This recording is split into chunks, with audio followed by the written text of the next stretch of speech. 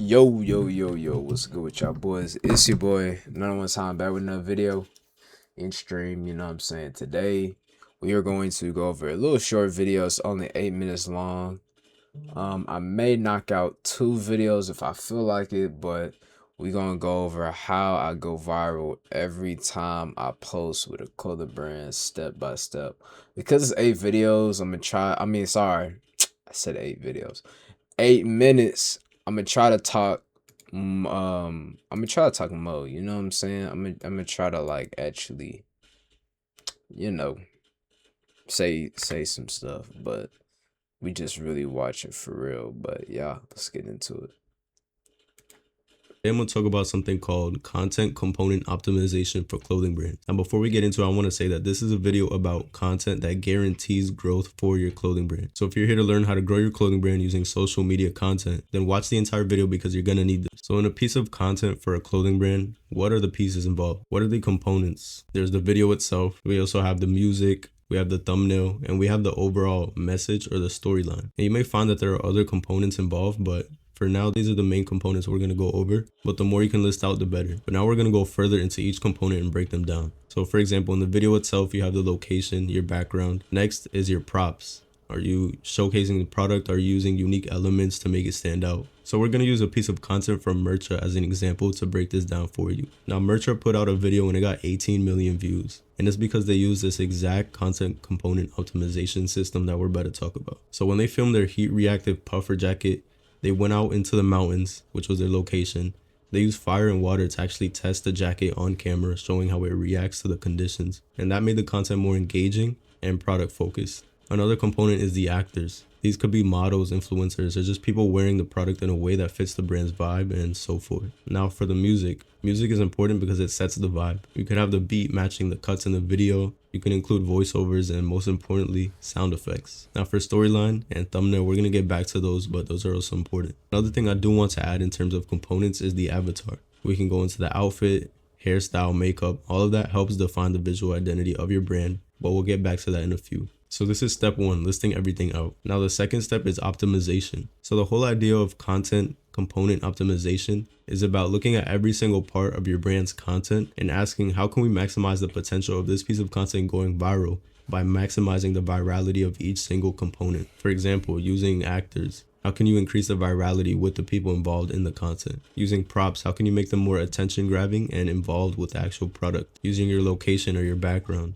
How can you make it more unique or visually appealing? Now, because I've worked with hundreds of brands, I know for a fact that this is what the biggest brands in the world are doing when it comes to creating campaigns and content for their brand. They sit down and they plan out every single detail when it comes to their content. So if you're out here posting 10, 20, 30 pieces of content every single month and none of them are getting the numbers that you want, is it really a surprise to you? If you're not doing this, then that's your reason why. Most people get their camera, film their product, and expect it to go viral, but they're not sitting down and maximizing the potential of their content. So when the question comes up of how do I actually maximize virality, the answer is maximizing virality is maximizing talking points. Because when a lot of people are talking about something, that's when it takes off. That's when it goes viral. So again, we're going to circle back to Mercha's puffer or heat reactive video that got 18 million views. I think combined they posted like 3 and it got around 50 million views in total. Now whether you're into their style or not, you can't deny that they absolutely nailed this video idea. And marketing is simply just getting people to see your product, especially in the clothing industry and the fashion industry. It's about getting traction and making people talk. So let's break this down. If we go to the avatar, what were they wearing? The model was wearing the puffer jacket, obviously, but they layered it with some black pants. Now this was super clean and super intentional because they didn't want to take any shine away from the actual jacket, which was the star of the video. So it was supporting the jacket. It didn't distract, but it elevated the jacket. So in terms of the character and the appearance, they kept it super simple. It looked like someone who would wear the jacket. It was just raw and natural to keep the focus on the actual product. Now let's talk about the setting.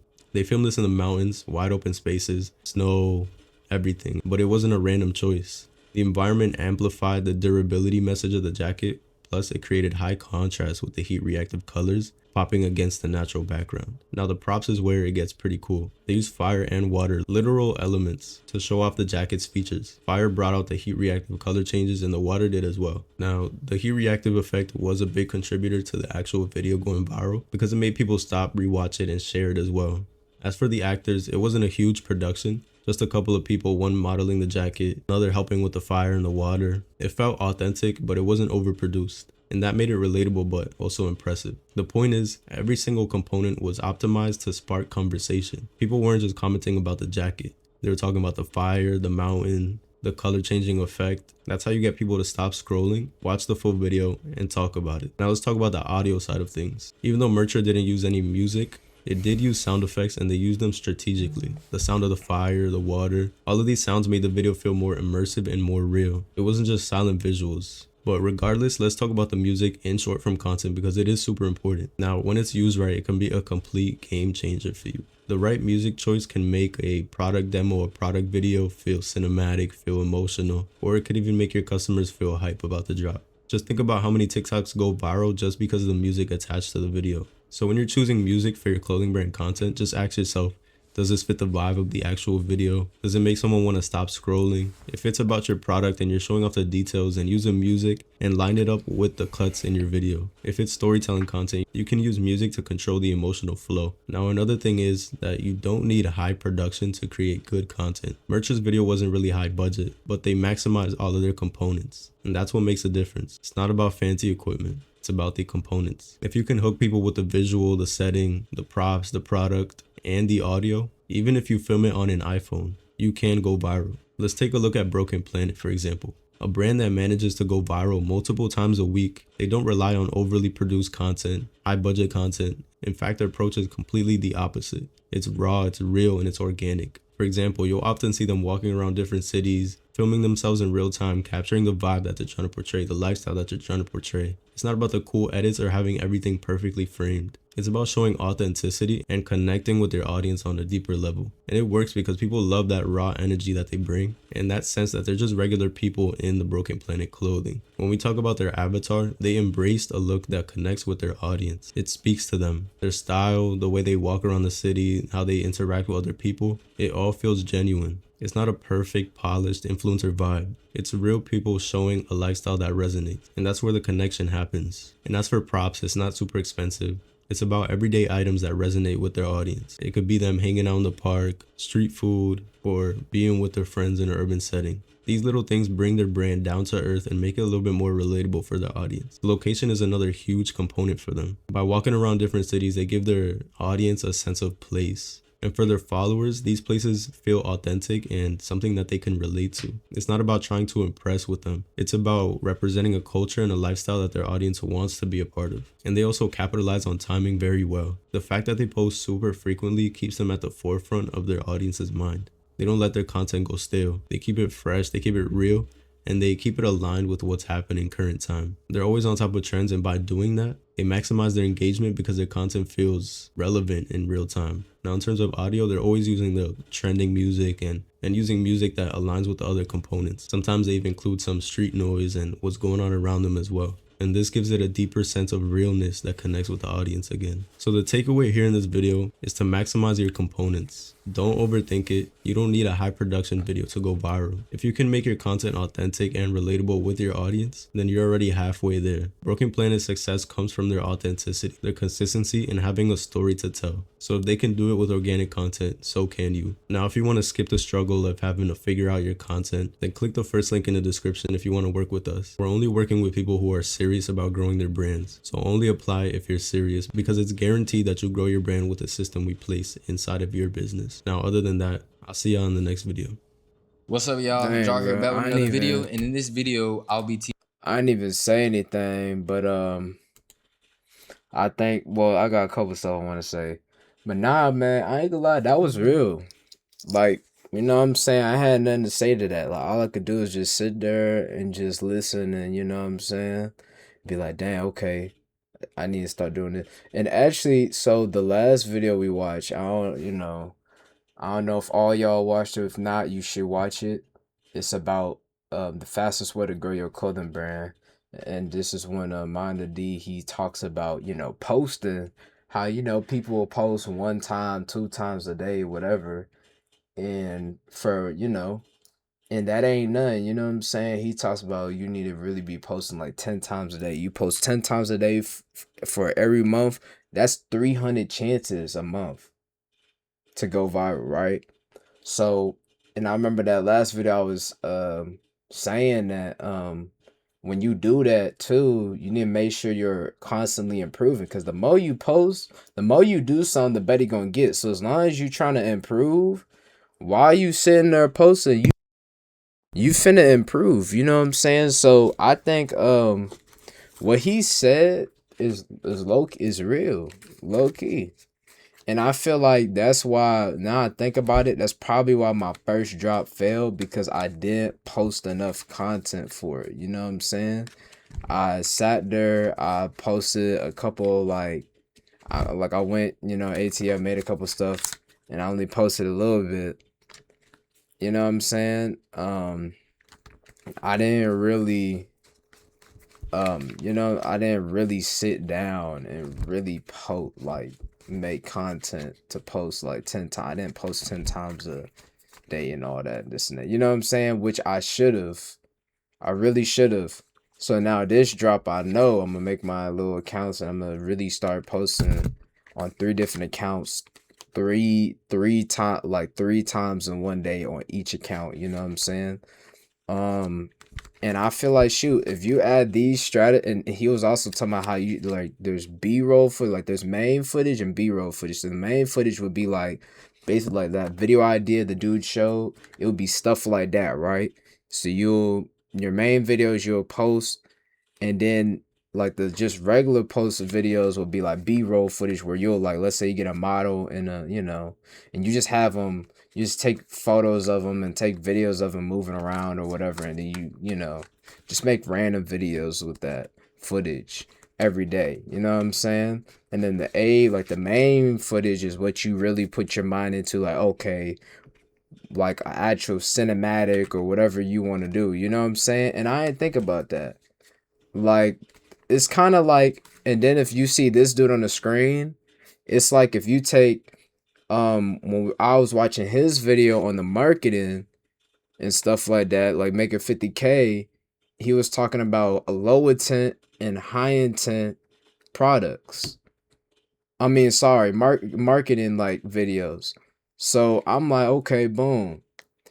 Low intent should be constantly posted over and over and over, and on the back lines the high intent content should be coming in. You know what I'm saying? And I never really thought about it like that, like, but when watching these videos and kind of picking little small things, I'm kind of seeing that. So I'm definitely gonna be making a diagram of my own. Like, you see how he has his diagram. I'm gonna see what app that is, and I want to make my own little diagram. You know what I'm saying? And kind of navigate how I want how I want, like, to kind of go with the marketing and stuff like that me and my brand manager, we can share. So yeah, I'm gonna definitely start a diagram. When I get done with mine, I'm gonna show y'all. I might even make a video on it and talk about it. I'll put it into play first. I'm gonna put it into play. I'm gonna this drop and put it to play, see what happens, see how much I make, and you know what I'm saying. And then yeah, but yeah, guys, shoot, like I said, bro, learning is like, you can never learn enough. I've been in the clothing brand space for around 6 years, bro. And I know y'all looking at me like, bro, what? We don't know you. I haven't blown up yet. You know what I'm saying?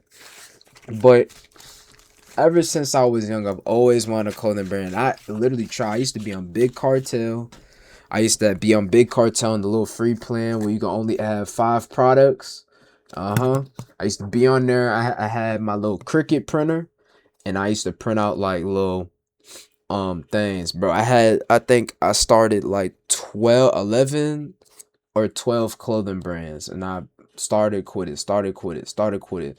I had Asterisk, Sinclair, I had Rags Apparel, I have this one right now, Hustle Warfare, which is ongoing. But I had Opulent, that was more reselling. I had 7-7. What else I had? Nemesis. I had What else did I have? I'm trying to think. I had a couple more. I can't think of it off the top of my head. I'll have to go on Shopify and look. But I had I had a glow girl shop. That was more for her though. That was like a her business. Um, what else did I have? I had dang, I can't think of it.